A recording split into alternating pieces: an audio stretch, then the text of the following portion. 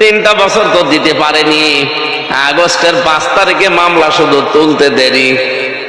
জজ মামলার নথিপত্র দেখে বলছে, কি দেখে বিচার করব, কোনো মাল নেই। এতদিন যে মামলা জামিন দিত না, এখন বলছে খারিজ করে দিলাম। বলতে গেলাম যে মাননীয় আদালতে মামলাটা 3 বছর তো আপনার কাছে ছিল, তখন তো বললেন না যে কোনো মাল নেই। এখন হঠাৎ করে মাল পাচ্ছেন কোথায়? উনি এই কথাই বলতো যে হুজুর কিচ্ছু করার নেই, হাত বাঁধা ছিল। কি কথা বলেন এখন? এই দেশের 1628টা চেয়ার আছে, মেন চেয়ার। আমরা জানি প্রতিটি চেয়ারে যারাই ছিল, শুধু একটা চেয়ার বাদ দিয়ে 1627টা চেয়ার ছিল হাত বাঁধা। এমনকি কাওয়া কাকুরও হাত বাঁধা ছিল। উপরে উপরে বলতো যায়, একটা হাত শুধু খোলা ছিল। উনি যা বলতো তাই, ওইটাই রায়, ওইটাই বিচার। সেটা ন্যায় বিচার হোক আর অবিচার হোক। রব্বুল আলামিন এমন অপমান করে দুনিয়া থেকে, বিশেষ করে আমাদের কাছ থেকে তাড়িয়ে দিয়েছে। আমার মনে হয় পৃথিবীর ইতিহাসে এত অপমান আর কাউকে করেনি। একটা ময়লার বস্তা 257টা রাষ্ট্র কেউ নিতে রাজি হয়নি। স্বামী স্ত্রী পাতিয়েছিল, এই যে আমরা বন্ধ পাতাই না, স্বামী স্ত্রী পাতিয়েছিল, ওই জায়গায় যে আশ্রয় নিয়েছে।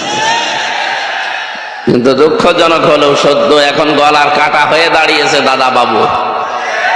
ডোনাল্ড ট্রাম্প এই 20 তারিখে শপথ নেওয়ার পরে ঘোষণা দিয়েছে, 16 লাখ ভারতীয় আছে আমার আমেরিকায়, সব আমি ফেরত পাঠিয়ে দেবো। অলরেডি পাঠানো আরম্ভ করেছি। দাদার ক্ষতি খুলে যাবে, রাখতে পারবেন। এখন গলার কাটা হয়ে দাঁড়িয়েছে, না পারছে ফেলতে, না পারছে গিলতে। কারণ এই জিনিস যা, গিলাও যায় না, ফেলাও যায় না। যারা একে রেখে গেছে, এই যে মেজর ডালিম এখন বলতেছে না যে 2 বোনকে রেখে গিয়েছিলাম বাংলার জনগণ যেন পরবর্তীতে আমাদের গালি না দেয়। এরা যে কত মানে নিকৃষ্ট মানুষ, এরা, এদের মন যে কত ছোট। একটা বিধবা মেয়ে লোককে বাড়ি থেকে এক কাপড়ে বের করে দিয়েছে। শহীদ জিয়াউর রহমান তার স্ত্রীকে এক কাপড়ে বের করে দিল না? আমি মাঝে মাঝে এই শব্দটা নিয়ে একটু চিন্তা করি। বঙ্গবন্ধুকেও মানুষ মেরে ফেলেছে, জিয়াউর রহমানকেও মানুষ মেরে ফেলেছে, কথা বলছে না কেন? কিন্তু একজনের নাম শুনলে সারা পৃথিবীতে মানুষ বলে যে শহীদ জিয়া, অথচ ওনার নামে আজ পর্যন্ত আমি শহীদ শেখ মুজিব শুনিনি, আর মনে হয় শুনবো না। কোনদিন শুনিয়েছেন যে শহীদ শেখ মুজিব? অথচ তাকে কিন্তু মেরে ফেলেছে। শহীদ এই শব্দটা আল্লাহ যার তার নামে না লাগায় না। এই শব্দটা আল্লাহ এমন দামি, এমন মর্যাদা সম্পন্ন করেছে। কোরআনে কারিমে আপনি দেখবেন সূরা বাকারা 154 নম্বর আয়াতে আছে। এই শব্দটা এত দামি আল্লাহর কাছে, কোন মানুষ জানো শহীদ যারা তাদেরকে মৃত না বলে। ওয়ালা তাকুলু লিমান ইয়ুকতালু ফি সাবিলিল্লাহি আমওয়াত বাল আহইয়াউ ওয়ালাকিন লা তাশউরুন। রব্বুল আলামিন বলেন, যারা আমি আল্লাহর জন্য জীবন দিয়েছে এদেরকে মৃত বলবা না। মানুষ যেহেতু মুখ দিয়ে কথা বলতে পারে, এই জন্য মুখের উপরে আল্লাহ নোটিশ দিয়েছে, সাবধান, এদেরকে মৃত বলবা না। তার মানে শহীদ জিয়া এ নামটা শুনলে যেহেতু নামের আগে এই শব্দটা আকস্মিক ভাবে মুখ থেকে বেরিয়ে যায়, আপনি বিশ্বাস করতে পারেন আল্লাহ তাকে শাহাদতের মর্যাদা দিয়েছে। 16 সালে একবার হজে গিয়ে দেখি আরাফাতের ময়দানে মসজিদে নামিরা আছে, সেখানে কাবার ইমাম খুতবা দিচ্ছে, শহীদ জিয়াউর রহমানের নামটা উচ্চারণ করেছে। তার আরবি ভাষায় খুতবার ভেতরে এই নামটা নিয়ে তিনি দোয়া করছিলেন। বাংলা অর্থ দাঁড়ায় এইটা যে, হে আল্লাহ, বাংলার সন্তান শহীদ জিয়াউর রহমানকে কবরে তুমি সুউচ্চ মাকাম দান করো। আমি চিন্তা করলাম এই কথাটা বলছে কেন। আমার সাথে যারা ছিল, যে কয়টা আলেম ছিল, ওনারা বলছে যে এই যে নিম গাছের নিচে আশ্রয় নিয়েছেন, এটা নিম গাছ না, এটা জিয়া গাছ। আমরা বাংলাদেশে নিম গাছ বলি, কিন্তু এই দেশের মানুষ বলে জিয়া গাছ। সাজারা তো জিয়া, হাজার হাজার গাছ লাগিয়েছে আরাফাতের ময়দানে। কত লক্ষ লক্ষ হাজী সাহেবরা এই যে আশ্রয় নেয়। আরাফাতের ময়দানের দোয়া আপনারা জানেন কবুল হয়, জানেন না? যে 10 জায়গার দোয়া আল্লাহ কবুল করে থাকেন, দোয়া আরাফাতের ময়দানের একটা। বলেন তো, শুধু বাংলাদেশের মানুষ না, সারা পৃথিবীর যেখান থেকেই মানুষ যায়, আরাফাতে না গেলে হজ হয়। ওখানে অন্তত আমার মতো মানুষ যারা একটু আশ্রয় পায় নিম গাছের নিচে, এই জিয়া গাছের নিচে দাঁড়িয়ে অন্তত মন থেকে দোয়া চলে আসে, আল্লাহ যে লোকটা এরকম ছায়া দিল, তুমি তাকে একটু ছায়া দিও। এই জন্য এই শব্দটা আমার মনে হয় মানুষের মুখ দিয়ে বের হয়। নাম বলার আগে মানুষ বলে শহীদ জিয়া। কি বলে? আল্লাহ যেন তাকে শহীদ হিসাবে কবুল করে। আর যার নাম শুনলে শহীদ শব্দ কেউ বলে না, আসেও না, তাই আমি এখন তার জন্য দোয়া করবো কি? জোর করে 15.5 বছর অনেকে দোয়া করে নিয়েছিল, কিন্তু এমন দোয়া করেছে এক হুজুর বলছে, আল্লাহ বঙ্গবন্ধুকে তুমি জাহান্নামের সর্বনিম্ন স্তরে দিও। এমনি দোয়া বের হয়। জাহান্নামের কাজ অবশ্যই করেছে, না তাই দোয়া বের হবে কেন? মুখের পরে মানুষ যেহেতু কথা বলতে পারে না, কথার পরে যারা বলতে পারে না, অন্তরে যেহেতু একটা ধারণা করতে পারে, এই জন্য আল্লাহ অন্তরের উপরেও নোটিশ দিয়েছেন। এটা সূরা আলে ইমরানের 169 নম্বর আয়াতে আছে, ওয়ালা তাহসাবান্নাল্লাযীনা কুতিলু ফী সাবিলিল্লাহি আমওয়াতা বাল আহয়াউন ইনদা রাব্বিহিম ইরযাকুন। রব্বুল আলামিন বলেন, যারা শহীদ হয় তাদেরকে মরা বলবা না, মৃত বলবা না, তারা জিন্দা। জীবিত থাকলে, জেগে থাকলে যেহেতু খাওয়া লাগে, এজন্য আমি আল্লাহ নিজে তাদেরকে রিজিক দেই। আজ খয়ম সাহেব যদি এখন মারা যান, যদি ঈমান নিয়ে মরতে পারেন, কবরে যাবে, ফেরেশতা এসে বলবে নাওম কানাওম, ঘুমিয়ে পড়েন। কতদিন ঘুমাবেন? যেই দিন ইসরাফিল ফৎকার দেবে ওই দিন পর্যন্ত, এর আগে পরে আর কিছু নেই। তা যদি ঈমান নিয়ে মরতে পারে, খালি ঘুমিয়ে পড়বে, একবারে ফৎকার দিলে উঠে দেখবে কিয়ামত কায়েম হয়ে গেছে। কিন্তু শহীদ হলে সে ঘুমাবে না। আল্লাহ বলেন, ওর কাছে আমি রিজিক পৌঁছাবো। বলেন তো, ঘুমিয়ে থাকলে খাওয়া লাগে? বলেন বলেন। জেগে থাকলে?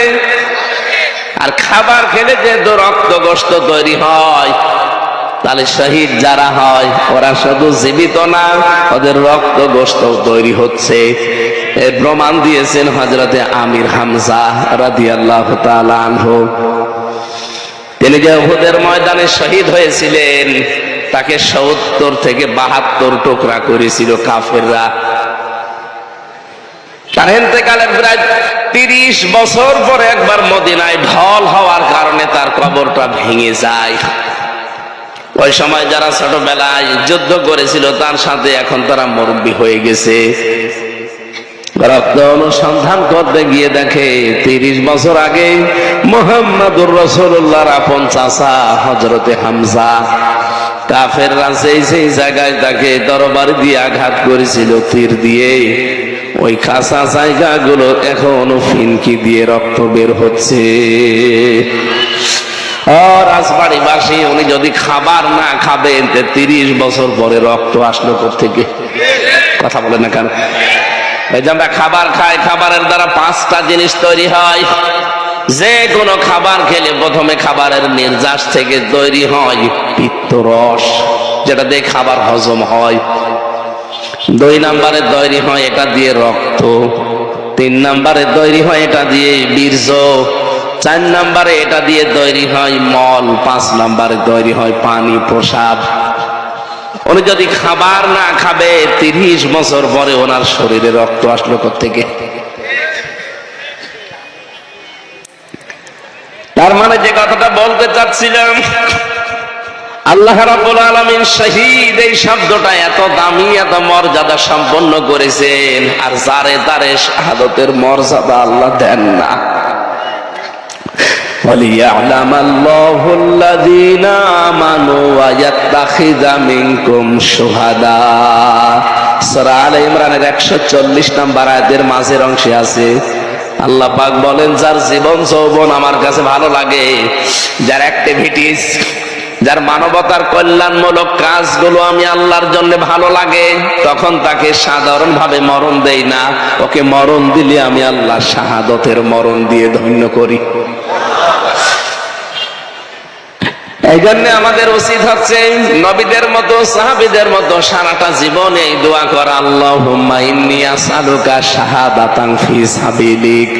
হযরত ওমর বলেন, সারাটা জীবন দোয়া করতাম, আল্লাহ তুমি যদি মরণ দাও, বিছানায় পড়ে এমনিতেই মরণ দিও না, সাধারণ ভাবে তুমি আমার শাহাদতের মরণ দিও। এখানে শহীদ যারা হয় ওরা কিন্তু অনেক দামি, ওরা এমনি এমনি শাহাদতের মরণ পায় না। ওদের জীবন যৌবন, ওদের মানবতার কাজগুলো আমার আল্লাহর কাছে ভালো লাগে, তখন আল্লাহ ওদের শাহাদতের মরণ দিয়ে ধন্য করে। বলেন সুবহানাল্লাহ। আল্লাহ আমাদের মরণটাও যেন শাহাদত হিসাবে কবুল করেন। কিডনি পয়সে যাওয়া, বিছানায় তড়পায় মরার চাইতে শাহাদতের মরণ যদি নসিব হয়, মনে হবে যে পিপিলিকায় কামড় দিয়েছে। যে কথা থেকে পর্যন্ত এসেছিলাম, মিজান, ন্যায় বিচার, এই শব্দটা শুধু আজ আমাদেরকে ফাঁকি দিয়েছে, ধোঁকা দিয়ে বোকা বানিয়ে রেখেছে। বাংলার মুসলমানের রেকর্ড হচ্ছে, বিশ্বাস করেন যতই মুখে বলি ওড়ান না কেন, আমান হাকামা বিহি আদালা, এই কোরআন যতদিন বাংলাদেশে কায়েম না হবে ততদিন আপনি ন্যায় বিচারের দৈন্তন্য পাবেন না।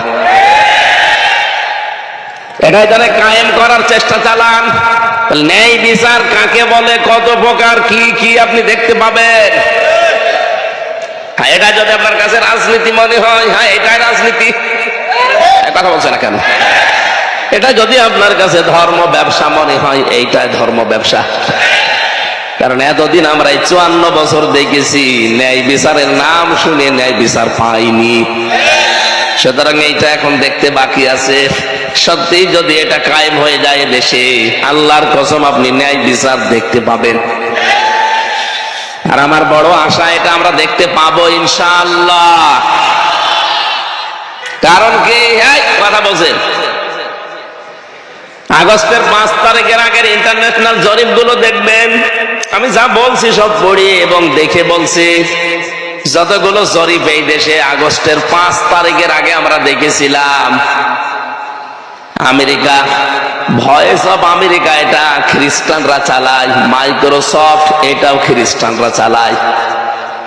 আমেরিকার গোয়েন্দা বিভাগ যারা, এরা আমরা একটাও খালাতো ভাই না, চাচাতো ভাই না, মামাতো ভাই না, কথা বলে না কেন, সব আমাদের শত্রু। তারপরেও রিপোর্ট দিত, এই দেশের মাত্র 100 জনের 15 জন কোরআনে কারিম এই দেশে কায়েম হোক এটা চাইতো, মাত্র 100 জনের 15 জন। কিন্তু জানুয়ারিতে রিপোর্ট বেরানো আরম্ভ হয়েছে, দেখেছেন, মাত্র 4.5 মাস 5 মাসের ব্যবধানে এই দেশে এখন 100 জনের 58 জন মানুষ চাচ্ছে দেশে কোরআনের বিধান কায়েম হোক।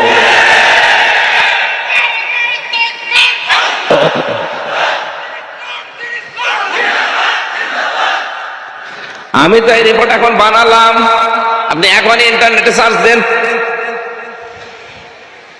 100 জনের 58 জন যদি এই 5.5 মাসে, আমার মনে হয় আর কিছুদিন চেতে দেন, এদেশের 100 জনের 100 জন মানুষ বলতে বাধ্য হবে আমরা কোরআনের বিচার চাই। মিজানকে আল্লাহ পাক দেখালেন মানদণ্ড, বাংলাদেশে একটা ভ্রান্ত ধারণায় অনেকে আমরা আছি, আপনি আমার সাথে একমত হবেন কিনা আমি জানি না, আমি চিন্তা ভাবনা করে বলছি। এখানে খয়ম ভাই সহ সবাই আমরা জানি মিজান মানে দাড়ি পাল্লা, আর কিয়ামতের দিন আল্লাহ দাড়ি পাল্লা আনবে, একদিকে নেকি আর একদিকে বদি তুলে দেবে, এটা জানেন না?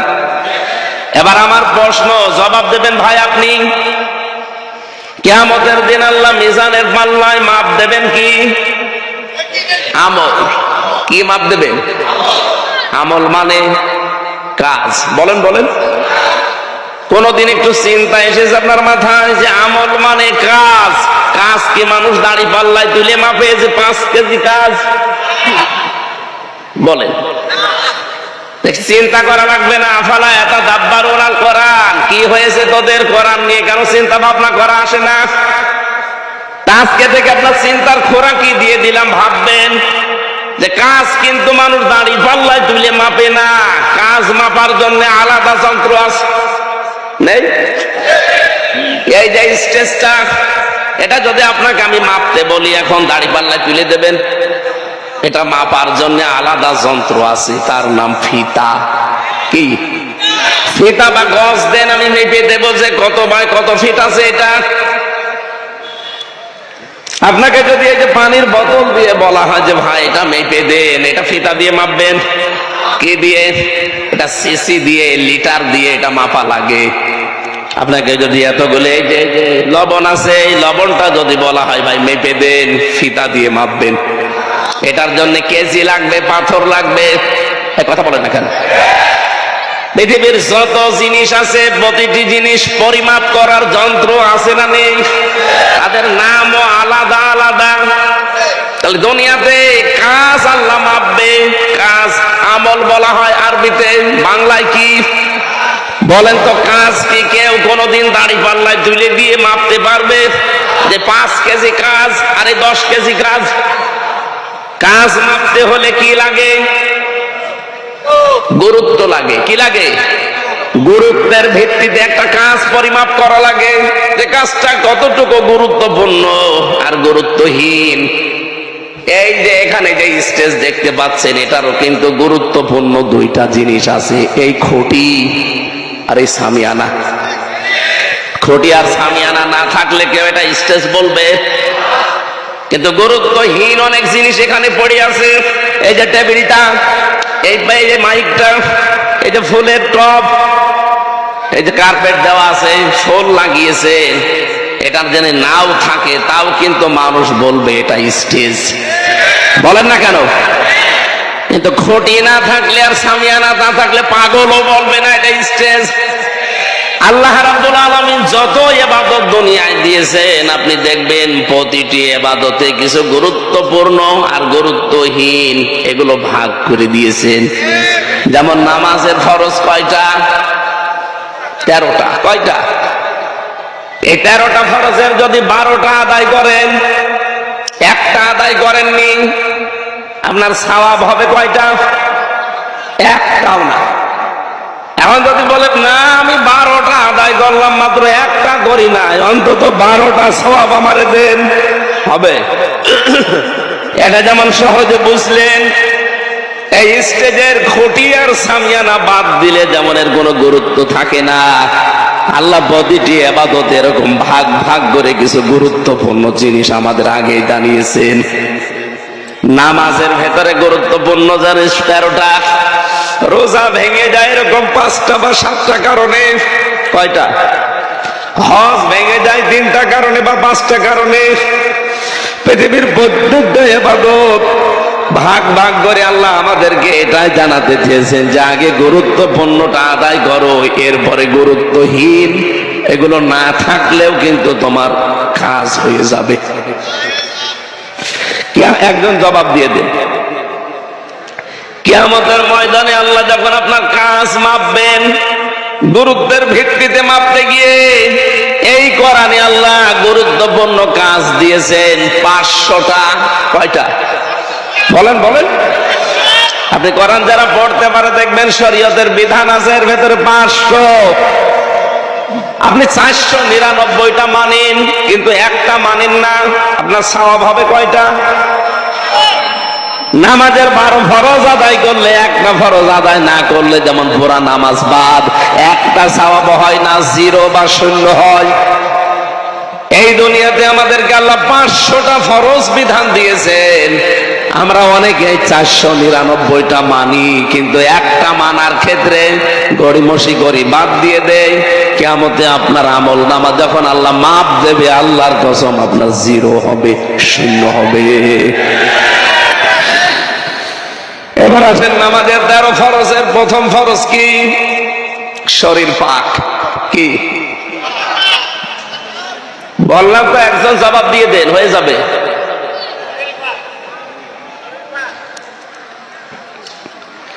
আজান দিচ্ছে, সময় ঠিক আছে তো?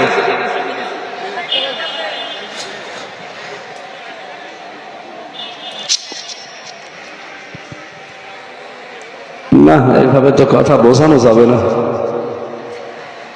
এখানে হয়তো ভালোভাবে সঠিকভাবে শেষ পর্যন্ত বুঝবে না, বাইরে যে গেবত করবে যে কি এতদিন জানতাম আর কি শুনলাম। এই জন্য শেষ করা দরকার।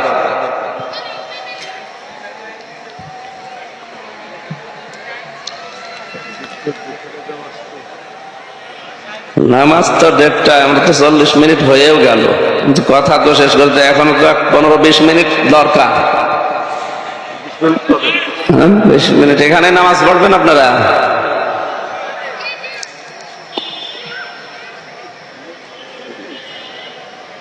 এখন তো এক এক জায়গায় এক এক আজান হবে, কেউ একটায় দেয়, কেউ একটা 5-এ দেয়, 10-এ দেয়, 15 পর্যন্ত আজান হতেই থাকে। এই জন্য বললাম একজন একটা জবাব দিয়ে দেন, পুরা মানুষের পক্ষ থেকে আদায় হয়ে যায়। আমি বলতে থাকি নাকি? নামাজের 13টা ফরজের প্রথম ফরজ আমরা জানি শরীর পাক। এই শরীর মানে 3.5 হাত বডি শুধু না। আপনি যদি এই শরীর পবিত্র করার জন্য গোসল করেন, ওযু করেন, পাক হয়ে গেল। বিশ্ব নবী যেটা এটা দিয়ে ইঙ্গিত দিয়েছেন, তাম দুনিয়ার যত মুসলমান আমরা আছি সব কিন্তু একটা শরীরের মতো। আসতে বলেন। নবীজি বলেন তাম দুনিয়ার যত উম্মত আমার সব একটা শরীরের মতো। যদি পৃথিবীর কোন প্রান্তে একটা মুসলমান কষ্ট পায়, বাংলাদেশে আপনাকে আহ করা লাগবে। কারণ আমার শরীরের কোন জায়গায় ব্যথা হলে পুরা শরীর যেমন অস্থির হয়ে পড়ে, তাম পৃথিবীর কোন জায়গায় যদি মুসলমান আনন্দ পায়, আপনাকে আনন্দিত হওয়া লাগবে। যদি ক্ষতি হয় কারো, আপনারও দুঃখ পাওয়া লাগবে। সেই সিস্টেম আমাদের ভেতরে আছে নেই? আমার নিজের আপন ভাই মরে যাচ্ছে, আলাদা দল করে, এজন্য জানাজায় পর্যন্ত অনেকে যায় না। এই সিস্টেম কিন্তু 15.5 বছর ওরা বানিয়ে ফেলেছিল। সবচাইতে ভয়ঙ্কর কাজ এইটা। আমার নিজের আপন ভাই মরে গেছে, খালি আলাদা দল করতো, এই জন্য মরে গেছে, ওর জানাজায় পর্যন্ত যেতে দেয় না। আমার বংশ কুষ্টিয়ায়, আমার বাড়ি। আস্তাগফিরুল্লাহ, নাউযুবিল্লাহ, থক্কু বলে বলছি, বলতাম না। 14 বংশ আমার সব ওই আল্লাহর ওলির মুরিদ, সব আওয়ামী লীগ করে। এখন হাওয়া পাল্টানোর পরে সব পরিবর্তন হয়ে গেছে। যিনি আমার চাচা ছিল, উনি চেয়ারম্যান, দাদা ছিল আগে, এখন চাচা ছিল। এই লোকটা হানিফ সাহেব আছে না, হানিফ সাহেব ওনার ডান হাত ওই এলাকায়। আমার এমন মাহফিল করে আসলাম, জেল থেকে বের হওয়ার পরে এক অনুষ্ঠান করে বাড়িতে গেলাম। আমারে বলছে আসেন একটু খাবার খান। চাচা ডাক দিয়েছে বাবার, আমি দুইজনেই গেলাম, খাবার খেয়েছি। এটা আবার কে পৌঁছিয়ে দিয়েছে ওনার কাছে। উনি পরের দিন গরম দিয়েছে চাচারে, হামজারে ডাক দিয়ে খাবার খাওয়ালে। আমার ভাইয়ের ছেলে, ভাইয়ের ছেলে হলো খাওয়ানো যাবে না। আমরা যে দলে আছি, এ দলে অন্য কোন দলের লোক খেতেও পারবে না। আমি ইঙ্গিত দিলাম, কত নিচে নেমেছিলে মানুষগুলো, আপনি টের পেয়েছেন? এই জন্য বলছি, আমরা মুসলমানের যে প্রথম চিহ্নটা, তামাম দুনিয়ার 210 কোটি মুসলমান হবে একটা শরীরের মতো, এইটা আমাদের নবীজি শিখিয়েছেন। কিন্তু সেই শিক্ষা থেকে বহু দূরে 15.5 বছর এই ডাইনি মহিলা আমাদেরকে নিয়ে চলে গেছে। শুধু দল করলে সব মাফ, দলের বাইরে গেলে সব দোষ তার। এই জন্য আমরা বলতে চাচ্ছি, নামাজের প্রথম ফরজ যেহেতু শরীর পাক, এই শরীর আপনার 3.5 হাত বডি, এই শরীর আপনার পরিবার, এই শরীর আপনার সমাজ, এই শরীর আপনার রাষ্ট্র, এই শরীর আপনার পৃথিবী। এখন যদি আমি রাজবাড়ির এই জায়গা থেকে, এখানে দামি মসজিদ কোথায় আছে আমি জানি না, ওখানে মনে করেন যাচ্ছি নামাজ পড়তে, রাস্তার ভেতরে যাওয়ার সময় দেখি একজন বেপরদা মহিলা, বুকে কোনো ওড়না নেই, দাঁড়িয়ে আছে, মাথায় কোনো কাপড়ও নেই, শাবনুরের মতো দাঁড়িয়ে আছে। শাবনুরকে তো চেনেন না আপনাদের জেলার? এই যে রোজিনা, রোজিনা দাঁড়িয়ে আছে। আপনি দেখে বললেন আস্তাগফিরুল্লাহ, নাউযুবিল্লাহ, এভাবে মানুষ থাকে? চলে গেলেন ওখান থেকে, নামাজে দাঁড়িয়েছেন, তেলাওয়াত করছেন আপনি আলহামদুলিল্লাহি রাব্বিল আলামিন, আর মাঝে মাঝে মনে হবে আমি কি দেখলাম। আমি কি বেশি বলছি? এটা মনে হবে না? এখন কি আপনি রোজিনাকে মেরে ফেলবেন? রোজিনা একটা মসজিদ বানিয়েছে, মেরে ফেলবেন? কি করবেন? তাকে পবিত্র করা লাগবে। একে পবিত্র করার জন্য গোসল দিলে, ওযু দিলে হবে। কি দেওয়া লাগবে? পর্দা। বলেন বলেন। আর এই পর্দা দিতে পারে রোজিনার স্বামী, রোজিনার বাবা অথবা রাষ্ট্র? আমি বললে হবে? তাহলে আমাদের পরিবার, সমাজ, রাষ্ট্র পবিত্রকরণের জন্য পর্দা দরকার। এই রোজিনা, এই শাবনুরের বাস্তবতা এটা। এটা ওয়াজের দ্বারা, নসিহতের দ্বারা হয় না, এটা হয় খুব কম। এটার জন্য আইন লাগে। আরো জোরে বলেন। 2 জন মহিলা পরপর আমরা পাঠিয়েছি, তারা যদি আইনটা পাশ করে ফেলতেন যে বেপরদা কোন মহিলা রাস্তাঘাটে যেন পাওয়া না যায়, জীবনও এদেশে আলেমদের পর্দার ওয়াজ করা লাগতো না। নামাজ আমাদের শিক্ষা দিয়ে গেল যে মেন জিনিস কিন্তু এইগুলো, শরীর পাক, কাপড় পাক, নামাজের জায়গা পাক, কিবলামুখী হওয়া, এগুলো পড়েননি জীবনে? আল্লাহ নামাজ দিয়ে আমাদেরকে এইটাই জানাতে চেয়েছেন, গুরুত্বপূর্ণ কাজগুলো আগে করো, আর গুরুত্বহীন কাজও আছে। যেমন নামাজের ভেতরে 14টা ওয়াজিব, কেউ যদি একটা ছেড়ে দেয় নামাজ হবে না তা না, হবে, কিন্তু সশিলতা দেওয়া লাগবে জরিমানা হিসাবে। কথা বলে না কেন? সুন্নত আছে 12টা, আপনি যদি আদায় করেন তো ভালো, আদায় না করলেও আপনার নামাজ হবে। নামাজ ভাঙার কারণ আছে 19টা, যদি আপনি ইচ্ছা করে কোনটা ছেড়ে দেন আপনার নামাজ নষ্ট হয়ে যাবে।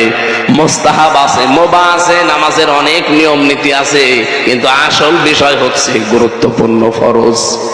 কি ফরজ নামাজ বাদ দিয়ে আপনি যতই সুন্নত, নফল, মুস্তাহাব যত কিছু পড়েন, সারা দুনিয়ার সব নফল এক জায়গায় করলে 1 রাকাত ফরজ নামাজের সমান। এর ভেতরে 500টা লাইন দিলেন, একটা বারের জন্য আপনার চিন্তা আসে না যে একটা আইনও আমার এই 96% মুসলমানের দেশে চলে না? গুরুত্বপূর্ণ হিসাবে তো এই 500 আইন আগে দরকার। বলুন, এইটা তো কায়েম করবে ফেরেশতারা। আমরা তো এই কথাগুলো আপনাকে বোঝাতে চাই যে স্টেজের যেমন খুঁটি দরকার আর সামিয়ানা দরকার নাই, তো স্টেজে থাকবে না। আপনার জীবনে এই 500 ইবাদত আগে দরকার। আপনি 499টা জানেন, আমি মানি, কিন্তু একটাকে মানি না, আরো অস্বীকার করি। যেমন কোরআন দিয়ে রাজনীতি করা লাগবে, এটা অনেকে মানে না, আরো বিরোধিতা করে। কোরআন দিয়ে যে রাজনীতি করা লাগবে এটা আছে কোরআনে 918 জায়গায়। কত? আর অনেকে বলে যে আমি খুঁজেই পাই না। আপনি পাবেন কি করে? আপনি কোরআন পড়তে পারেন? 918 জায়গায় আল্লাহ ডাইরেক্ট ইনডাইরেক্ট মিলিয়ে আয়াতগুলো দিয়েছেন আমাদের জন্য। রাজনীতি এটা কিন্তু দুনিয়ার কাজ না, এটা একটা ইবাদত। এই ইবাদত থেকে আমরা অনেকেই গাফেল। এই জন্যই তো 15.5 বছরে জালেমরা 180 মাইল বেগে চালিয়েছে। কোরআনে কারিমে আল্লাহ জানিয়েছেন ইন্নী জাইলুন ফিল আরদি খলিফা, অবশ্যই আমি জমিনে খলিফা পাঠাবো। আল্লাহ বলেন না ইন্নী জাইলুন ফিল মাসাজিদি খলিফা, ফিল মাদারিসি খলিফা, ফিল খানকা খলিফা। এই রাজবাড়িতে অনেক খানকা আছে, দরবার আছে, আর পাশের জেলায় তো আল্লাহর ওলি আছে, কি নেই? এই দেশে বহু খলিফা আমরা দেখি, খানকার খলিফা, এমনকি কাপড় চোপড় সেলাই করে সেও খলিফা, চুল কেটে দেয় সেও খলিফা। এই কথা বলছে না? আরে ভাই, খলিফা কি খানকায় থাকার কথা, দরবারে থাকার কথা? খলিফা থাকার কথা জমিনে। ইন্নী জাইলুন ফিল ফিল, আল্লাহ কি ফিল খানকা বলতে পারতেন না? যে খানকার খলিফা হলেই তো শেষ দায়িত্ব। আল্লাহ বলেন ফিল আরদি, জমিনে থাকা লাগবে খলিফাদের। আমরা যে আল্লাহর খলিফা এটা আমরা স্বীকার করি তো? বলেন বলেন, তা আমাদের থাকা লাগবে কোথায়? জমিনে। কোথায়? জমিনে। আজ আল্লাহর খলিফা গুলো নেই, এই জন্য জালেমরা এরকম ছাড় পেয়েছে। যদি আমরা জমিনে থাকতে পারতাম এত 80 মাইল বেগে চালাতে পারতো না। আমরা সব আছি খানকায়, মসজিদে, মাদ্রাসায়, দরবারে। জমিন ফাঁকা পেয়েছে, যা মনে লাগে জালেম তাই করে। এখন থেকে আর করবে না। এখন আমরা থাকবো কোথায়? খানকার যারা খলিফা আছেন, দরবারের খলিফা আছেন, সব আসেন জমিনে। জমিনে যদি আমরা থাকতে পারি আর এই 500 বিধান যদি সত্যি কায়েম করতে পারি এই দেশে, এটা একটা মিনি জান্নাত হয়ে যাবে। কথা বলেন। আমি কি মিজান এটা দিয়ে যেটা বোঝাতে চাই আপনি বুঝেছেন? কিয়ামতের দিন আপনাকে দাড়ি পাল্লায় 5 কেজি 10 কেজি নেকি তুলে দিয়ে মাপবে না, আপনার ওজন হবে গুরুত্বের ভিত্তিতে। দুনিয়ায় গুরুত্বপূর্ণ কাজগুলো আপনি আগে করেছেন কিনা এইটা আগে দেখবে আল্লাহ। গুরুত্বপূর্ণ কাজই তো এটার বিধান দুনিয়ায় কায়েম করা। এটার ভেতরে আপনি নেই, আপনি শুধু আসেন খানকায় বসে বসে হো হো। আপনি কিন্তু ধরা খেয়ে যাবেন। আমি হো হো করতে নিষেধ করছি না, ওটা গুরুত্বপূর্ণ না, ওটা আরো পরে। এই যে চেয়ার না থাকলে যেমন স্টেজ থাকবে, অসুবিধা নেই। আপনি জিকির করবেন, হো হো করবেন, ওটা পরে, আগে এটা কায়েম করার জন্য চেষ্টা করেন। আল্লাহ এই সহজ কথাটা বুঝে ফেলার এবং আমল করার তৌফিক আমাকে দান করেন, বলেন আমিন। দ্বিতীয় নম্বরে বিশ্বনবীকে আল্লাহ দেখিয়েছিলেন, শুধু মিজান দেখাননি, তাকে আল্লাহ দেখিয়েছেন কি? তাকে আল্লাহ দেখিয়েছিলেন হাউজে কাউসার, যেটা আমরা পাওয়ার জন্য আশা ধরে বসে আছে যে কাউসারের পানি নবী আমাকে দেবে দেবে, কিন্তু আপনাকে নবীর উম্মত হওয়া লাগবে। বিশ্ব নবীকে আল্লাহ যখন কাউসার দেখাচ্ছিলেন, একটা সবুজ গম্বুজ, চারিদিকে পানি নালা হয়ে আসে, আর ওই গম্বুজের ভেতরে যখন পড়ে তখন গম গম করে শব্দ হয়। ফেরেশতাকে জিজ্ঞাসা করলেন যে এটা কি? জিবরাইল বলে, হে নবী, এই সেই কাউসার। কিয়ামতের দিন যে 1 গ্লাস পান করতে পারবে জান্নাতে যাওয়ার আগে আর পিপাসা তার লাগবে না। নবীজি বলেন, এটা পাবে কারা? ফেরেশতা বলে, আপনি তাকান, চারিদিকে লেখা আছে কি? চারিদিকে ঘুরে দেখলেন বিসমিল্লাহির রহমানির রহিম, এই শব্দটা লেখা। ফেরেশতা বলে, হে নবী, দুনিয়াতে যারা সব কাজে বিসমিল্লাহর আমল করে, আল্লাহ কিয়ামতে তাদেরকে এই হাউজে কাউসারের পানি দান করবেন। নবীজি দুনিয়াতে এসে যে কোনো কাজ হাত দেওয়ার আগেই বিসমিল্লাহ বলতেন, আর মাঝে মাঝে বলেন, রব্বুল আলামিন, আমি কিন্তু কোনো কাজের আগে বিসমিল্লাহ বাদ দেই না, তুমি আমাকে কাউসার থেকে বঞ্চিত করো না। শহীদ জিয়া উনি কিন্তু এই বিসমিল্লাহির রহমানির রহিম সংবিধানে তিনি সর্বপ্রথম সংযোজন করেছেন। এই কথা বলেন না কেন? এদেশের কাজ যেহেতু আমাদের 18 কোটি মানুষের সংবিধান থেকে থেকে আমরা করি, সুতরাং এই শব্দটা যিনি ওখানে সংযোজন করলেন, আল্লাহ জানে ওসিলায় তাকে মাফ করে দেয়। কিন্তু এত মানুষ আমরা এই 15 বছরে দেখলাম, এরা বিসমিল্লাহ আরো তুলে দেওয়ার জন্য চেষ্টা চালিয়েছে। আরে ভাই, হাউজে কাউসার পেতে হলে বিসমিল্লাহর আমল করা লাগবে, আর আপনি আরো বিসমিল্লাহ তুলে দিচ্ছেন, কাউসার পাবেন। নবীজির আকতি দেখে আল্লাহ পরবর্তীতে সূরা কাউসার তার নামে রিজার্ভ করে দিলেন, ইন্না আ'তাইনাকাল কাউসার। হে নবী, আপনার জন্য আমি হাউজে কাউসারটা পুরা রিজার্ভ করে দিলাম। ফাসাল্লি লিরাব্বিকা ওয়ানহার। দুনিয়ায় যারা নামাজ আদায় করবে আর ত্যাগ তিতিক্ষা কোরবানি করবে, এই মানুষগুলোকে আপনি এটা দিতে পারবেন। ইন্না শানিয়াকা হুয়াল আবতার। পৃথিবীতে যারা আপনার শত্রু, তাদেরকে আমি আল্লাহ নির্বংশ করে ছাড়বো। বলেন আমিন। এরকম একটা একটা করে 27টা জিনিস তাকে দেখালেন। আল্লাহ রাব্বুল আলামিন বলেন, 27টা জিনিস দেখানো শেষ হয়ে গেলে আমি 14টা জিনিস তাকে শিখালাম। 14টা জিনিস শিখিয়ে বললাম, যান, রাষ্ট্র যদি কল্যাণময় করতে চান, এই রজব মাসে আজকে যেহেতু 26 তারিখ, এই রাতেই তাকে নিয়েছিলেন। আমাদের উচিত যারা দায়িত্বে আছেন, আজকে রাত থেকে সূরা বানী ইসরাইলের 23 থেকে 38 এই 16টা আয়াতের 14টা জিনিস দেওয়া আছে আল্লাহর পক্ষ থেকে।